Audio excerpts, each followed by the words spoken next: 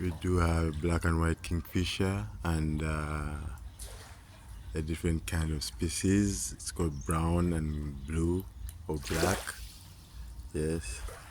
And the stilt bird in the background, the Mallard ducks swim.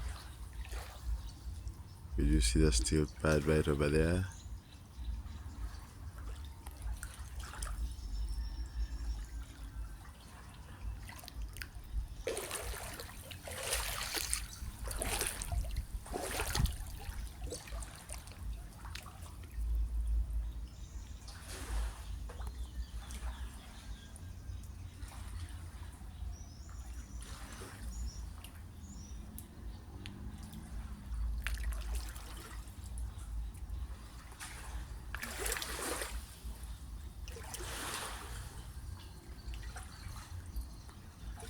Yeah, that kingfisher, I haven't seen that one before. It's